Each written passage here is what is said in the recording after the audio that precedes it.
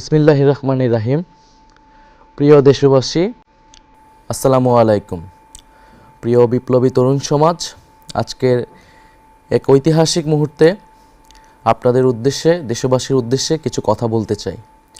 জুলাই গণ অভ্যুত্থানের হাজারো রক্তত্যাগের পরবর্তী সময়ে আমরা একটি নির্বাচনের প্রাক্কালে রয়েছি। জুলাই গণ অভ্যুত্থানে সেই সময় বাংলাদেশের তরুণ সমাজ, বাংলাদেশের শ্রমিক, বাংলাদেশের আপামর সাধারণ মানুষ, প্রবাসে থাকা বাংলাদেশিরা এবং ফ্যাসিবাদ বিরোধী রাজনৈতিক কর্মীরা সকলে আমরা ঐক্যবদ্ধভাবে লড়াই করেছিলাম একটি নতুন বাংলাদেশের জন্য। আমাদের দাবিটি ছিল ফ্যাসিবাদী ব্যবস্থার বিলোপ এবং একটি নতুন রাজনৈতিক বন্দোবস্ত প্রতিষ্ঠা করা। ফ্যাসিবাদী ব্যবস্থার অর্থনীতি এবং রাজনীতির পরিবর্তন ঘটিয়ে এক নতুন গণতান্ত্রিক, অন্তর্ভুক্তিমূলক, ন্যায়ভিত্তিক এক রাষ্ট্র কাঠামো প্রতিষ্ঠা করা। বাংলাদেশ রাষ্ট্রের জন্মের পর গত ৫৫ বছরে যে রাজনৈতিক ও সামাজিক বন্দোবস্ত গড়ে উঠেছে তার মূল ভিত্তি ছিল বৈষম্য। এরই পরিণতিতে ২০২৪ সালের জুলাইয়ে পুরো কাঠামো ভেঙে পড়েছিল। এই বৈষম্য কেবল অর্থনৈতিক নয়, এটি রাজনৈতিক ক্ষমতা, সামাজিক মর্যাদা, আইনের প্রয়োগ এবং সুষম বণ্টনের প্রতিটি স্তরে গভীরভাবে প্রথিত।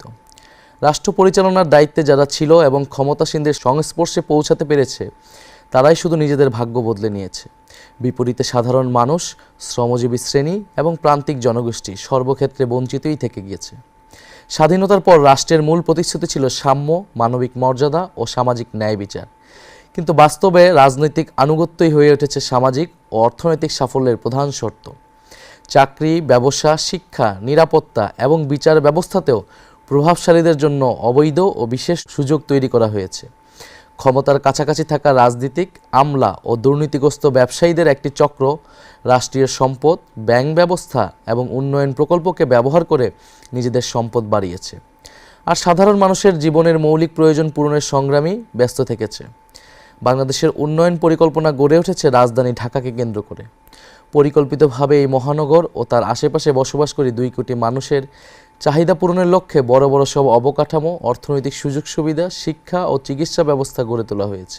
আর এদের মাথার উপরে বসে রাজধানী কেন্দ্রিক একটি ছোট্ট ধনিক শ্রেণী তৈরি হয়েছে, যারা অসৎ উপায়ে রাষ্ট্রীয় সম্পদ নিজেদের মধ্যে ভাগাভাগি করে নিয়েছে। অথচ প্রকৃত উন্নয়ন হলে তা দেশের সব অঞ্চলে সমানভাবে বিস্তৃত হওয়ার কথা ছিল। গ্রাম, মফস্বল, শহর ও দেশের প্রান্তিক জনগোষ্ঠীর উন্নয়নের আকাঙ্ক্ষিত জনদাবি উপেক্ষিতই রয়ে গিয়েছে।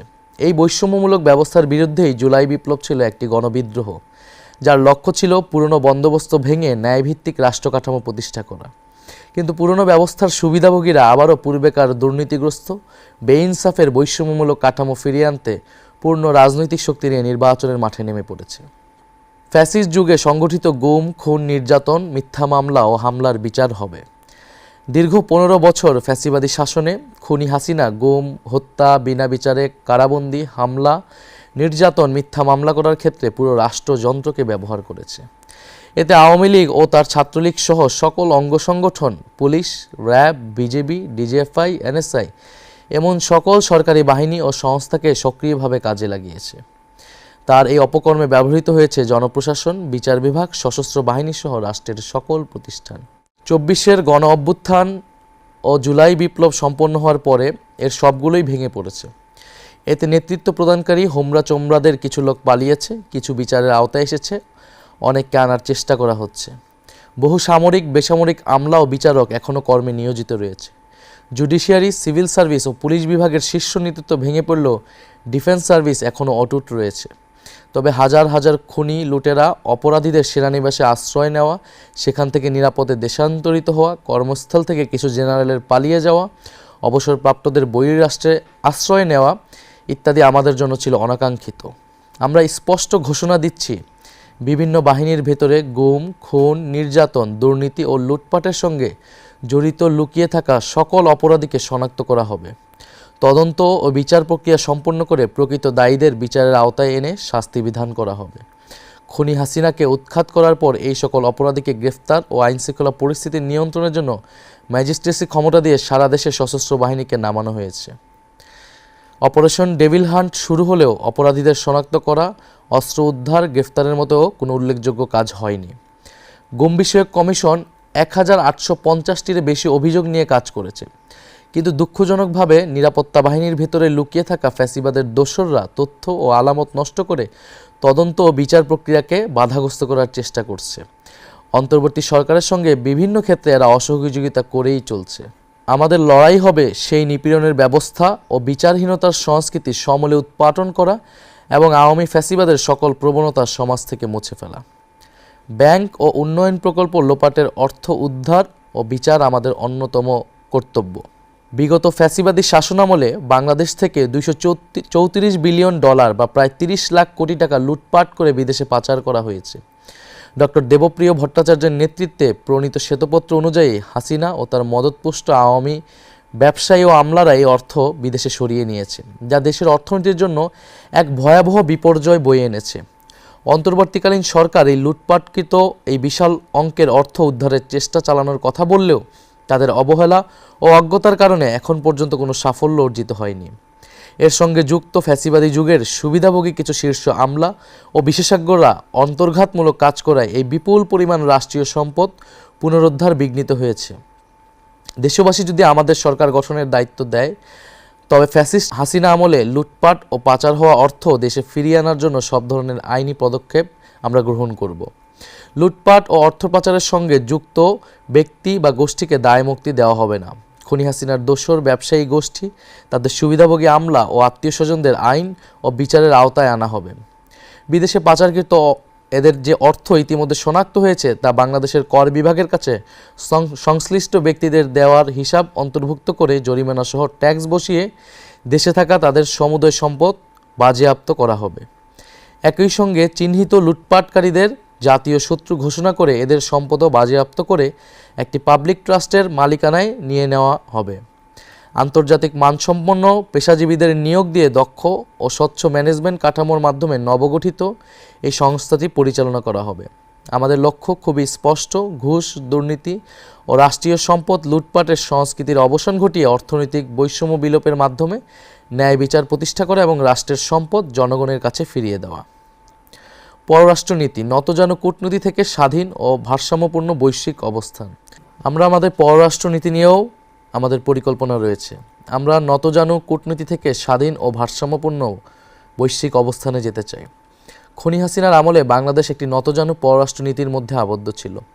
দেশের কূটনৈতিক কার্যক্রম কার্যরত প্রতিবেশী দেশ ইন্ডিয়াকে কেন্দ্র করে আবর্তিত হতো। ফলে স্বাধীন, সার্বভৌম ও মর্যাদাপূর্ণ আন্তর্জাতিক সম্পর্কের ভিত্তি ভেঙে ফেলা হয়েছিল। 15 বছরের ফ্যাসিস্ট দুঃশাসন কায়েম করা ও জারি রাখার সফল পরিকল্পনা তা বাস্তবায়ন এবং পরিচালিত হতো পার্শ্ববর্তী দেশ থেকে। বাংলাদেশের সকল রাষ্ট্রীয় প্রতিষ্ঠানকে দুর্বল করে ফেলা, শাসন ব্যবস্থাকে গণবিরোধী করে তোলা এবং গণতান্ত্রিক ব্যবস্থাকে অকেজো করে দেওয়ার সকল আয়োজন করা হয়েছে ইন্ডিয়ার ইচ্ছা অনুযায়ী। বছরের পর বছর ধরে সীমান্তে নির্বিচারে গুলি করে ইন্ডিয়ার খুনে বাহিনী বিএসএফ শত শত বাংলাদেশি নাগরিককে হত্যা করলেও খুনি হাসিনার সরকার চুপ করে থেকেছে। ফ্যাসিবাদী যুগের স্বরাষ্ট্রমন্ত্রী, পররাষ্ট্রমন্ত্রী, সংশ্লিষ্ট সচিবগণ এবং বিজিবির মহাপরিচালক সহ বিভিন্ন পর্যায়ের অফিসাররা ইন্ডিয়ার এই অসভ্য মানবতাবিরোধী আচরণের পক্ষে সাফাই গিয়ে নিজ দেশের নাগরিকদের স্বার্থের বিরুদ্ধে কথা বলেছে। পৃথিবীর শত্রু ভাবাপন্ন যুদ্ধরত দেশের সীমান্ত এভাবে বেসামরিক নাগরিকদের গুলি করে খুন করার নজির নেই। সবার সাথে বন্ধুত্ব, কারোর সাথে শত্রুতা নয়, এই স্লোগান আওড়ালেও বাস্তবে খুনি হাসিনার পররাষ্ট্রনীতি ছিল ইন্ডিয়ার নির্দেশ পালন করা। সে কারণে পাকিস্তানের প্রতি সর্বক্ষেত্রে বৈরী আচরণ করা হতো। বাস্তবে বাংলাদেশকে বৈশ্বিক পরিসরে একটি করদ রাজ্যে বা পুতুল রাষ্ট্রে পরিণত করেছিল তারা। সে সময় আন্তর্জাতিক অঙ্গনে দেশের অবস্থান খুবই দুর্বল হয়ে পড়েছিল। তাতে আমাদের জাতীয় স্বার্থ ব্যাপকভাবে ক্ষতিগ্রস্ত হয়েছে। জনগণ যদি এনসিপির উপর আস্থা রেখে রাষ্ট্র পরিচালনার দায়িত্ব দেয়, অর্থনৈতিক এবং বাণিজ্যিক ঘাটতি এবং কারো ওপর নির্ভরশীলতা ক্রমান্বয়ে কমিয়ে এনে আমরা ভারসাম্যপূর্ণ কূটনৈতিক সম্পর্ক তৈরি করব। আমরা অগণতান্ত্রিক শাসকদের নতজানু নীতিকাঠামো ভেঙে জাতীয় স্বার্থকে প্রাধান্য দিয়ে আত্মমর্যাদাপূর্ণ স্বকীয় পররাষ্ট্রনীতি গ্রহণ করব। এছাড়া দক্ষিণ এশিয়ার দেশগুলোর সাথে সম্পর্ক বাড়াতে সার্ককে পুনরুজ্জীবিত করা হবে এবং আসিয়ানে যোগ দেওয়ার চেষ্টা অব্যাহত থাকবে। মুসলিম বিশ্বের সঙ্গে রাজনৈতিক, অর্থনৈতিক ও কৌশলগত সম্পর্কের উন্নয়ন ঘটানো হবে। প্রবাসে থাকা নাগরিকদের সমস্যা সমাধান ও দ্রুত সেবা প্রদানের লক্ষ্যে পৃথিবীর সকল প্রান্তে বাংলাদেশ মিশন স্থাপন করা এবং কূটনীতিকের সংখ্যা বৃদ্ধি করা হবে। লক্ষ্য হবে পৃথিবীর সম্ভাবনাময় সকল দেশে নামেমাত্র খরচে দক্ষ জনবল রপ্তানি করা এবং তারা যাতে কোথাও কোনোভাবে হেনস্থার শিকার না হয় সেই সুরক্ষা দেওয়া। পারস্পরিক শ্রদ্ধা, ন্যায্যতা, সহযোগিতা হবে আমাদের পররাষ্ট্রনীতির মূল ভিত্তি। আমরা আমাদের সশস্ত্র বাহিনীকে নিয়েও পরিকল্পনা রেখেছি। খুনি হাসিনা তার শাসনামলে সশস্ত্র বাহিনীকে রাষ্ট্রের বহিঃশত্রুর বিরুদ্ধে ব্যবহার না করে দলীয় স্বার্থে নিজ দেশের সাধারণ মানুষের বিরুদ্ধে ব্যবহার করেছে।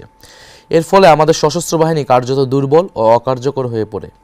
যখন আমাদের প্রতিবেশী রাষ্ট্রগুলো পঞ্চম প্রজন্মের ফাইটার জেট তৈরি করার প্রতিযোগিতায় এগিয়ে যাচ্ছে, তখন আমরা এখনও তৃতীয় প্রজন্মের সক্ষমতার মধ্যে সীমাবদ্ধ রয়েছি। বর্তমান কাঠামোতে ডিফেন্স বাজেটের প্রায় 70% কর্মকর্তা কর্মচারীদের বেতন ভাতায় ব্যয় করা হয়, যা দীর্ঘমেয়াদে রাষ্ট্রের জন্য একটি অকার্যকর ও অস্থিতিশীল ব্যবস্থা হয়ে দাঁড়িয়েছে।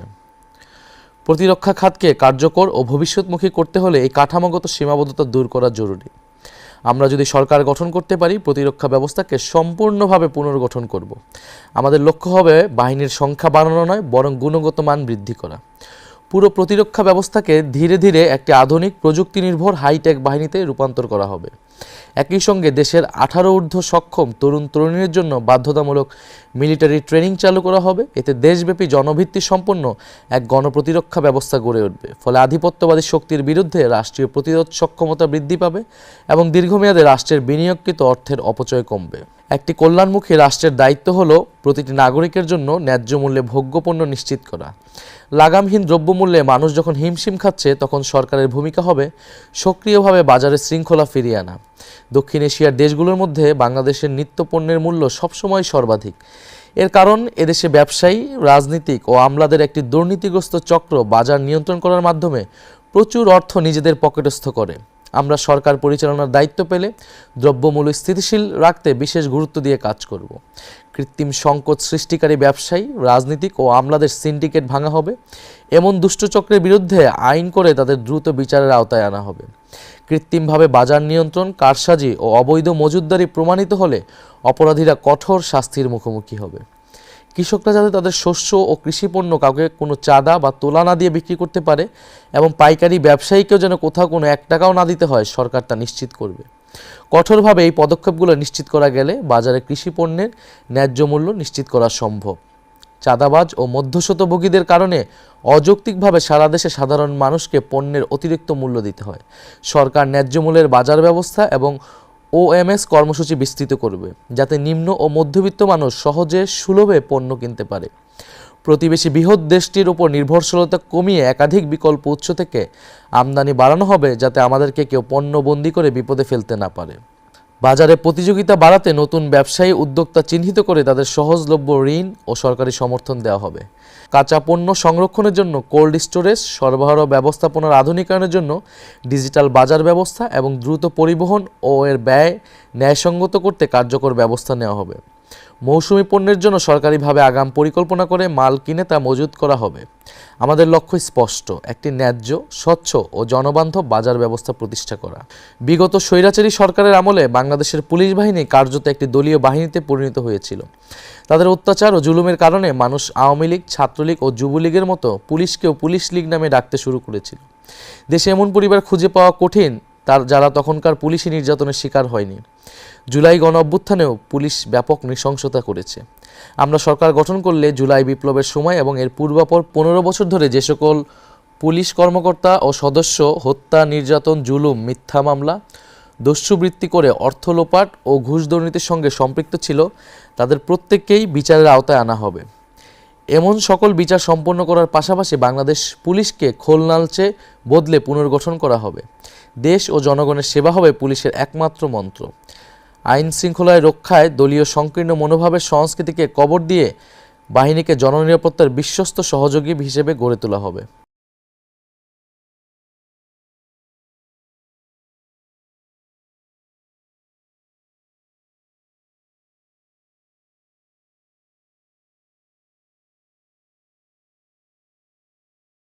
দুর্নীতিগ্রস্ত ব্যবস্থার বিরুদ্ধে লড়াই শুরু করেন। থানায় মামলা নিতে অনীহা, তদন্তে দীর্ঘসূত্রিতা, আদালতে তারিখের পর তারিখ পড়া এবং ব্যাপক অর্থ ব্যয়ের চাপ, সব মিলিয়ে বিচার এদেশে ধরাছোঁয়ার বাইরে চলে গিয়েছে। আর ঘুষ, আদালতের দরজায় পা রাখলেই যেন শুরু হয় অবৈধ লেনদেন। নথি নাড়তে টাকা, তারিখ পেতে টাকা, আদেশ পেতে টাকা। ঘুষের বাজারের মহা হৈহুল্লোর মধ্যে বিচারের বাণী স্তব্ধ হয়ে গিয়েছে।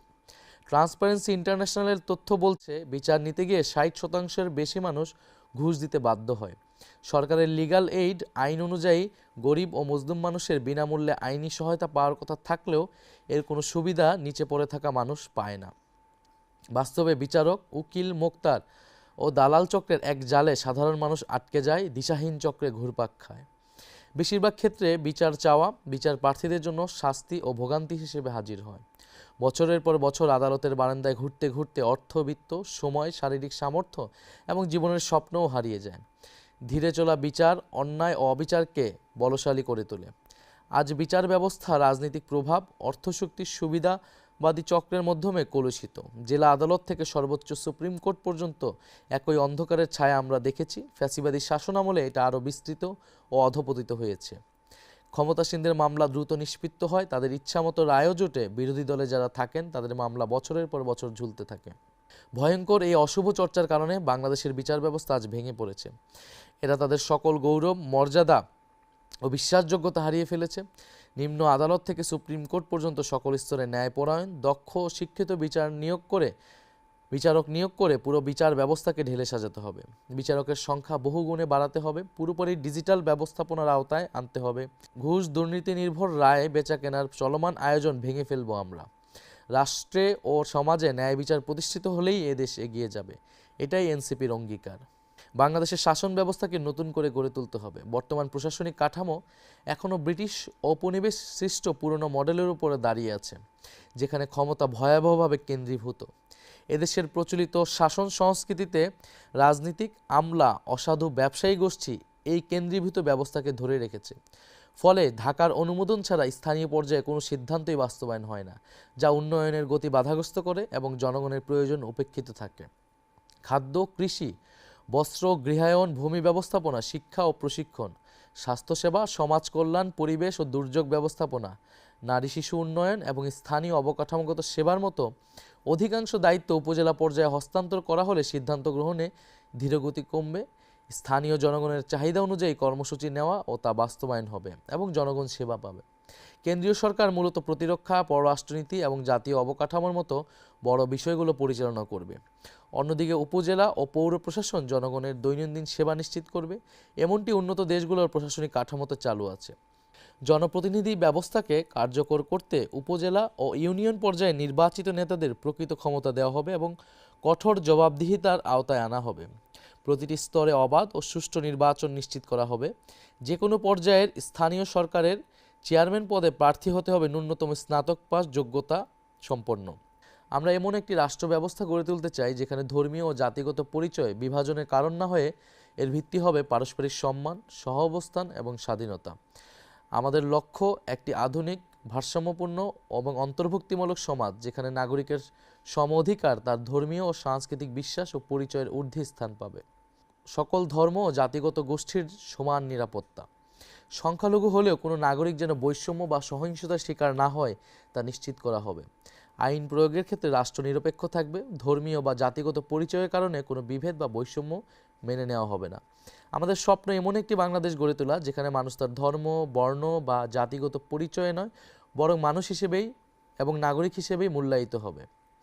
ভারসাম্যপূর্ণ রাষ্ট্র ব্যবস্থা। বাংলাদেশ কখনোই আফগানিস্তান হবে না, এটা বাংলাদেশই থাকবে।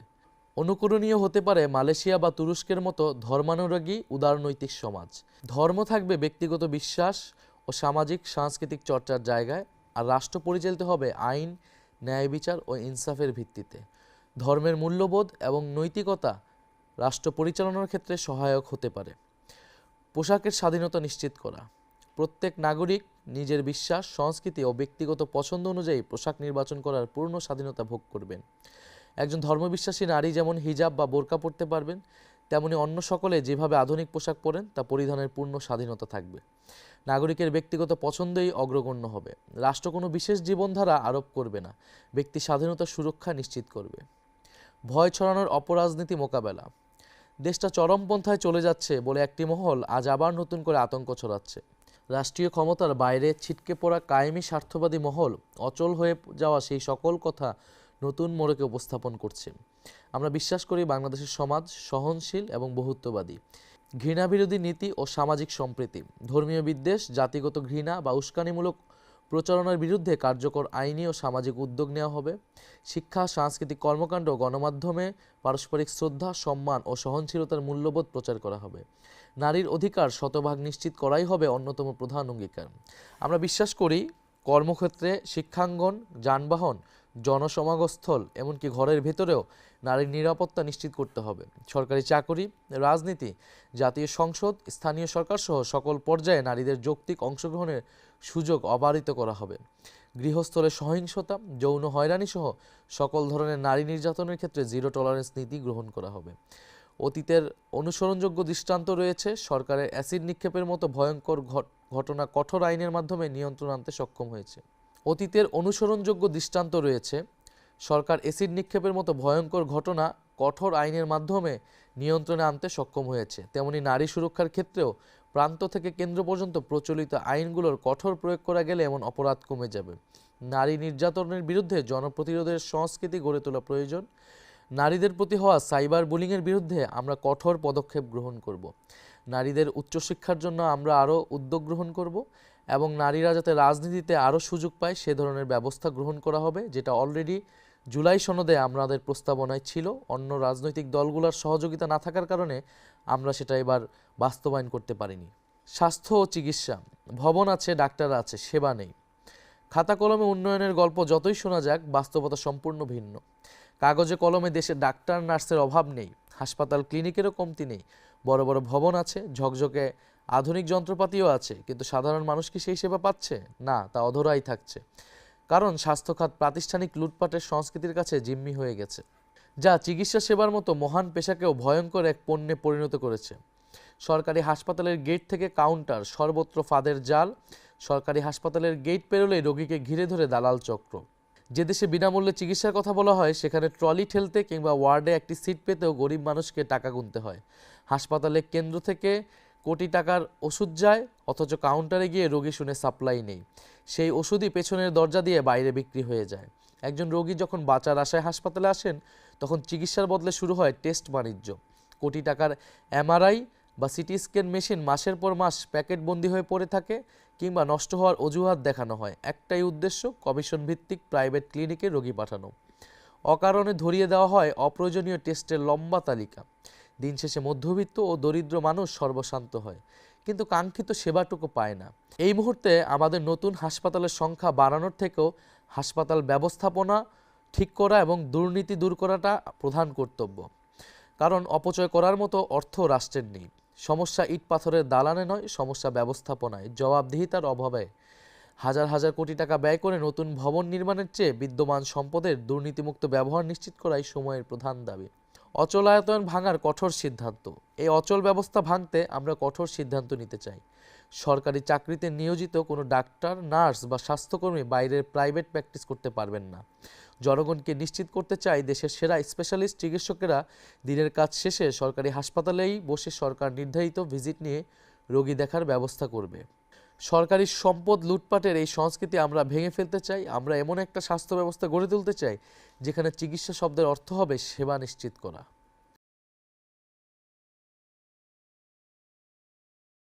ছাড়া মানসম্পন্ন শিক্ষা অসম্ভব। বাংলাদেশে প্রায় প্রতিটি খাতেই সংস্কার প্রয়োজন, তবে যে খাতের সংকট আমাদের জাতির জন্য সবচেয়ে প্রকট সেটি হলো শিক্ষা খাত। স্বাধীনতার পর থেকেই এই খাত চরমভাবে উপেক্ষিত। শিক্ষায় অনিয়ম ও দুর্নীতির করাল গ্রাসে আজ আমাদের পুরো জ্ঞান অর্জন ব্যবস্থা বিপর্যস্ত। স্বাধীনতার পর থেকে ক্ষমতাসীনরা শিক্ষার উন্নয়ন বলতে মূলত নতুন অবকাঠামো নির্মাণকেই বুঝিয়েছে। বাজেটের পর বাজেট পাশ হয়েছে, স্কুল, কলেজ ও বিশ্ববিদ্যালয়ের স্থাপনার সংখ্যা বাড়ানোর পিছনে মূল প্রণোদনা ছিল দুর্নীতি করে অর্থবিত্ত বাড়ানো। অবকাঠামো নির্মাণ থেকে শুরু করে রক্ষণাবেক্ষণ, সব জায়গায় একই চিত্র। হাজার হাজার শিক্ষক নিয়োগ দেওয়া হয়েছে, যাদের বড় অংশ সুপারিশ, তদবির ও নিয়োগ বাণিজ্যের মাধ্যমে নির্বাচিত হয়। আজ আমাদের শিক্ষাঙ্গনের দিকে তাকালেই শিক্ষার মানের ভয়াবহ অধপতন ছাড়া আর কিছুই দেখা যায় না। এটি একদিনে হয়নি, যুগের পর যুগ রাজনৈতিক প্রভাব ও স্থানীয় সুবিধাবাদী গোষ্ঠীর দুর্নীতির ফলে দেশের শিক্ষা প্রতিষ্ঠানগুলো দুর্বৃত্তায়নের কেন্দ্রে পরিণত হয়েছে। প্রাথমিক বিদ্যালয় থেকে সরকারি স্কুল, কলেজ, বিশ্ববিদ্যালয়, কারিগরি শিক্ষা প্রতিষ্ঠান, ডিপ্লোমা ইঞ্জিনিয়ারিং কলেজ কিংবা জাতীয় বিশ্ববিদ্যালয়, সবখানেই একই সংকট, শিক্ষকরা শিক্ষাদানে অনাগ্রহী। তারা নানা ধরনের অনিয়মে ব্যস্ত, কোচিং বাণিজ্যকে তারা মূল পেশায় পরিণত করেছে।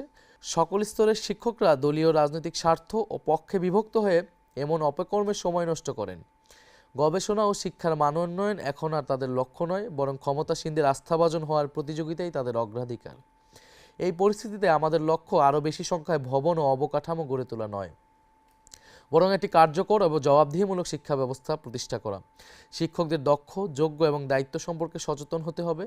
শিক্ষকদের বেতন, ভাতা ও সুবিধা বৃদ্ধি করে একে মর্যাদাপূর্ণ পেশায় পরিণত করা হবে। তবে একই সঙ্গে তাদেরকে কঠোর তদারকির আওতায় নিয়ে আসা হবে।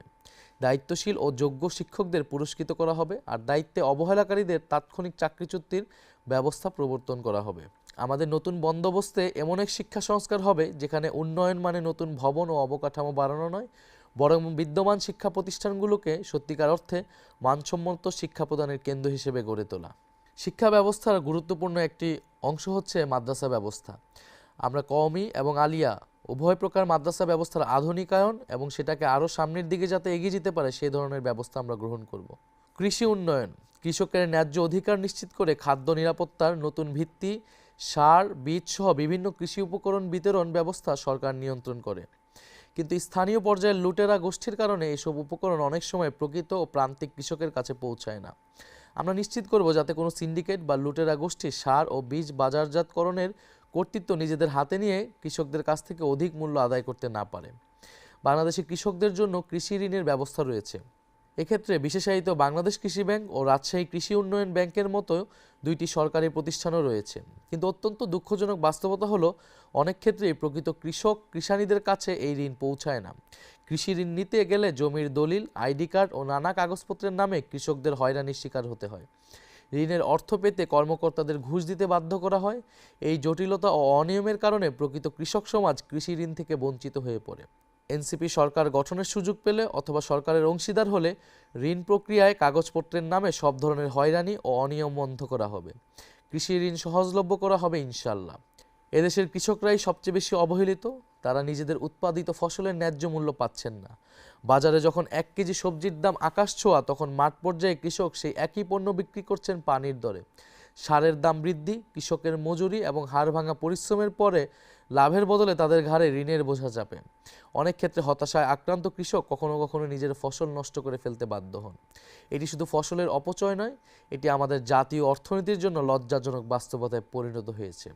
অন্যদিকে সাধারণ মধ্যবিত্ত ও নিম্নবিত্ত মানুষের জন্য নিত্যপণ্য কেনা দিন দিন কঠিন হয়ে উঠছে। এই অতিরিক্ত অর্থ কৃষক পাচ্ছেন না। মাঝপথ নিয়ন্ত্রণকারী অসাধু সিন্ডিকেট বাজার নিয়ন্ত্রণ করছে। এই বাজার নিয়ন্ত্রণ করছে। একদিকে কৃষক ন্যায্য মূল্য থেকে বঞ্চিত, অন্যদিকে ভোক্তাকে উচ্চ মূল্যে চাপ সহ্য করতে হচ্ছে। আর মাঝখানে মধ্যস্বত্বভোগীরা, রাজনৈতিক টাউট, চাঁদাবাজ, সন্ত্রাসী ও আইনশৃঙ্খলা বাহিনীর অসৎ সদস্যরা মুনাফা লুটছে। এই চক্র কৃত্রিম সংকট তৈরি করে বাজারকে জিম্মি করেছে। মূল সমস্যা ত্রুটিপূর্ণ বিতরণ ব্যবস্থা। সরাসরি বাজারজাতকরণের সুযোগ না থাকায় কৃষকরা এই ব্যবস্থার হাতে বন্দী। প্রান্তের ক্ষেত থেকে কেন্দ্রের বাজার পর্যন্ত দখল করে থাকা এই দুর্নীতির শৃঙ্খল ভেঙে ফেলা হবে। বিদ্যুৎ ও জ্বালানি খাতে রাষ্ট্রীয় সম্পদ লুণ্ঠনের মহা উৎসব। আপনারা জানেন, গত বছর খুনি হাসিনার কুখ্যাত দায়মুক্তি আইন বাতিল করা হয়েছে। কিন্তু দুর্ভাগ্যজনক বাস্তবতা হলো, আইন বাতিল হলেও সেই আইনের অধীনে করা দাসত্বের চুক্তিগুলো এখনও আমাদের অর্থনীতি ও জনগণের রক্ত চুষে যাচ্ছে। এখনও এই লুটেরাদের হাতে বছরে $5 বিলিয়ন অর্থাৎ 63,000 কোটি টাকা তুলে দিতে হচ্ছে। খুনি হাসিনা সরকার চুক্তিগুলো এমনভাবে সাজিয়েছিল যেন বিদ্যুৎ উৎপাদন না করলেও তার সমর্থক গোষ্ঠীর পকেট ভরতে থাকে। গত 18 মাসে আমলাতান্ত্রিক জটিলতা ও আইনি মারপ্যাচের কারণে সেই চক্র ভাঙা সম্ভব হয়নি। বছরের পর বছর দেশবিরোধী নীতি, অস্বচ্ছ চুক্তি এবং প্রাতিষ্ঠানিক দুর্নীতি বিদ্যুৎ ও জ্বালানি খাতকে জনগণের উপর বোঝায় পরিণত করেছে। বিদ্যুৎ উৎপাদন না করলেও এই বাটপারদের টাকা দিতে হচ্ছে রাষ্ট্রকে। লুটপাটের এই ব্যবস্থাকে ভদ্র ভাষায় বলা হয় ক্যাপাসিটি চার্জ। দেশ বিদ্যুৎ না কিনলেও কোটি কোটি টাকা পরিশোধ করছে। আমরা স্পষ্টভাবে বলতে চাই, জনগণের ট্যাক্সের টাকায় অনুৎপাদিত ও অব্যবহৃত বিদ্যুতের জন্য এই সকল দেশবিরোধী কোম্পানিকে আর কোনো অর্থ দেওয়া হবে না। জনগণের স্বার্থবিরোধী সব অসম চুক্তির পুনর্মূল্যায়ন করা হবে। গ্যাস ও বিদ্যুৎ খাতে অবৈধ সংযোগ বন্ধ করা সহ জরুরি পদক্ষেপ নিয়ে সিস্টেম লস কমানো হবে। আমাদের বঙ্গোপসাগরে তেল গ্যাস উত্তোলনের নামে বছরের পর বছর নাটক হয়েছে। আমরা সেই নাটকের ইতি টানতে চাই। আমরা সরকার পরিচালনার দায়িত্ব পেলে সমুদ্র সীমানায় থাকা তেল গ্যাস উত্তোলনের উদ্যোগ গ্রহণ করব। দীর্ঘমেয়াদে দেশের বিদ্যুৎ ও জ্বালানি নিরাপত্তা নীতি প্রণয়ন ও ব্যবস্থা গড়ে তোলা হবে এনসিপির অন্যতম লক্ষ্য। কর্মসংস্থান, ন্যায্য মজুরি ও প্রবাসী শ্রমিকদের স্বার্থ অগ্রাধিকার পাবে। দেশে নির্বাচন এলেই বেকারদের নিয়ে নানা ধরনের তামাশা শুরু হয়। কেউ বেতার ভাতার প্রতিশ্রুতি দেয়, কেউ নতুন কর্মসংস্থানের কথা বলে। কিন্তু বেকারত্বের মূল কারণ কী এবং কিভাবে এই সংকটের সহনীয় সমাধান সম্ভব তা নিয়ে আলোচনা হয় না। বাংলাদেশে বেকারত্বের প্রধান কারণ হলো জনশক্তির তুলনায় যথেষ্ট কর্মসংস্থানের অভাব। কর্মসংস্থান সৃষ্টি না হওয়ার অন্যতম কারণ হলো খুবই অবান্ধব বা বৈরী বিনিয়োগ নীতি ও আচরণ। ক্ষমতাসীন রাজনীতিক, সরকারি কর্মকর্তা, কর্মচারীরা ঘুষ ও ব্যক্তিগত ফায়দা ছাড়া বিনিয়োগে ব্যাপক বাধা বিপত্তি সৃষ্টি করে কর্মসংস্থানের সম্ভাবনাকে আটকে দেয়। শিল্প কারখানায় জ্বালানি সরবরাহ বাধাগ্রস্ত করে ও কাঁচামালের সংকট সৃষ্টি করে বিনিয়োগকারীদের বিমুখ করা হয়।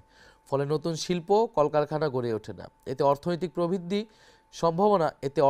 প্রবৃদ্ধি সম্ভাবনা ক্ষতিগ্রস্ত হয়। আমাদের প্রধান লক্ষ্য হবে বাংলাদেশকে দক্ষিণ এশিয়ার সবচেয়ে বিনিয়োগ বান্ধব রাষ্ট্রে পরিণত করা, যাতে দেশি ও বিদেশি বিনিয়োগকারীদের আস্থা ফিরে আসে, যে কোনো বিনিয়োগ সহজতর হয়। একই সঙ্গে বিদ্যমান শিল্প খাতকে সুরক্ষা দিতে হবে, যাতে একটিও শিল্প কারখানা বন্ধ না হয় এবং আরও নতুন কর্মসংস্থানের সুযোগ তৈরি হয়। প্রতি বছর লক্ষ লক্ষ মানুষ কর্মসংস্থানের আশায় বিদেশে পাড়ি জমায়, কিন্তু বিদেশে যেতে মানুষকে জমি জমা বা বাড়িঘর বিক্রি করে বিপুল অর্থের যোগান দিতে হয়। বাংলাদেশ থেকে অভিবাসনের খরচ ভারত, নেপাল বা শ্রীলঙ্কার তুলনায় ৫-৬ গুণ বেশি। এর পিছনে রয়েছে রাজনৈতিক দল ও আমলাদের সমর্থিত ভুল নীতি ও খুবই সক্রিয় একটি মাফিয়া চক্র। এরা কৃত্রিমভাবে ভিসা সংকট, অভিবাসনের পথে নানা জটিলতা এবং উড়োজাহাজ ভাড়াসহ পুরো প্রক্রিয়াকে নিয়ন্ত্রণ করে ইচ্ছামতো অর্থ আদায় করছে। এনসিপি সরকার গঠনের সুযোগ পেলে এই দুষ্ট সিন্ডিকেট ভেঙে প্রবাসে যাওয়া সহজ, স্বচ্ছ ও সাশ্রয়ী করা হবে। আমাদের লক্ষ্য বিদেশে যেতে ইচ্ছুক মানুষ যেন স্বল্প সময়ে এবং কম খরচে নিরাপদে বেরিয়ে যেতে পারে। দেশের বর্তমান যোগাযোগ ব্যবস্থায় বিদ্যমান বিশৃঙ্খলা, যানজট ও অনিয়ম দূর করে একটি নিরাপদ, সুশৃঙ্খল ও মানবিক পরিবহন ব্যবস্থা গড়ে তোলাই আমাদের মূল লক্ষ্য। আমরা সরকার পরিচালনার দায়িত্ব পেলে কোনো মন্ত্রী বা উচ্চপদস্থ কর্মকর্তার চলাচলের জন্য রাস্তা বন্ধ রাখা হবে না। জনগণের ট্যাক্সের টাকায় নির্মিত সড়কে সাধারণ মানুষের চলাচলের অধিকার অগ্রগণ্য হবে। জরুরি সেবা, বিশেষ করে অ্যাম্বুলেন্স ও ফায়ার সার্ভিস পাবে সর্বোচ্চ অগ্রাধিকার। সরকারি কর্মকর্তাদের জন্য আলাদা পরিবহন ব্যবস্থা থাকবে না, সকলকে সাধারণ জনপরিবহন ব্যবহার করতে হবে। মন্ত্রীদের কমপক্ষে সপ্তাহে 1 দিন এবং সচিবদের কমপক্ষে সপ্তাহে 2 দিন জনপরিবহনে চলাচল করতে হবে। রাষ্ট্র পরিচালনায় দায়িত্বশীলদের জনজীবনের বাস্তবতা অনুভব করতে হবে। এটাই হবে সরকারের নতুন সংস্কৃতি প্রতিষ্ঠার কর্মসূচি। আধুনিক বাস সার্ভিস চালু সহ অন্যান্য পরিবহন ব্যবস্থায় সরকারি বিনিয়োগ অগ্রাধিকার পাবে। প্রতিটি রুটে মানসম্মত গণপরিবহন নিশ্চিত করা হবে, যাতে সাধারণ মানুষের সময় ও খরচ সাশ্রয় হয়। ছাত্রছাত্রী ও প্রতিবন্ধী ও প্রবীণ নাগরিকদের জন্য পরিবহনে বিশেষ ছাড় এবং সংরক্ষিত আসনের ব্যবস্থা কঠোরভাবে নিশ্চিত করা হবে। যান্ত্রিক ত্রুটিযুক্ত যানবাহন রাস্তা থেকে অপসারণ করা এবং স্বচ্ছ ও দুর্নীতিমুক্ত প্রক্রিয়ায় ড্রাইভিং লাইসেন্স প্রদান করা হবে। পরিবহন খাতে অবৈধ চাঁদাবাজি ও কালোবাজারি কঠোর হাতে দমন করে ন্যায্য ভাড়া নিশ্চিত করা হবে। টিকিটিং ব্যবস্থাকে স্বচ্ছ ও দুর্নীতিমুক্ত করা হবে, যাতে সাধারণ মানুষের জন্য ট্রেন ভ্রমণ সহজলভ্য হয়। বিমান ভাড়ার ক্ষেত্রে নিলামভিত্তিক অস্বচ্ছ ব্যবস্থা বন্ধ করা হবে। আমাদের সমাজটাকে সুন্দর করে গড়ে তুলতে হলে সকল মানুষকে শৃঙ্খলা, নিরাপত্তা, অন্যের সুবিধা অসুবিধার বিষয়ে সংবেদনশীল হতে হবে। জীবনের ঝুঁকি নিয়ে চলাফেরা করা, যেখানে সেখানে রাস্তা পারাপার করার সংস্কৃতি থেকে সমাজকে বের করে আনতে হবে। ট্রাফিক আইন সকলকে মেনে চলতে উৎসাহিত এবং রাস্তা ও মহাসড়কে যানবাহন ও মানুষের চলাচলে শৃঙ্খলা ফিরিয়ে আনতে কর্তৃপক্ষকে সহযোগিতা করতে হবে। আমরা বঙ্গোপসাগরের সীমানা ঘিরে একটি সুনীল অর্থনীতি গড়ে তুলব এবং বঙ্গোপসাগরে আমাদের যেই ন্যায্য হিস্সা রয়েছে, জনগণের অভিপ্রায় অনুসারে আমরা সেই হিস্সা আদায় করব। বঙ্গোপসাগরকে কেন্দ্র করে আমাদের জাতীয় সম্পদের একটি গুরুত্বপূর্ণ কেন্দ্র আমরা তৈরি করব। আমরা আমাদের পরিবেশ এবং জলবায়ু নিয়েও ভবিষ্যৎ প্রজন্ম এবং ভবিষ্যৎ বাংলাদেশকে উপযোগী করে গড়ে তুলব। জলবায়ু উদ্বাস্তুদের জন্য আমরা ব্যবস্থা নিব। আমরা পরিবেশ করের ব্যবস্থা করব, যাতে আমরা পরিবেশ দূষণ কমাতে পারি। প্রিয় দেশবাসী, আমরা এক নতুন স্বপ্ন এবং নতুন বাংলাদেশের অভিপ্রায়ে জুলাই গণঅভ্যুত্থানে রাজপথে নেমেছিলাম। আপনারাও নেমেছিলেন।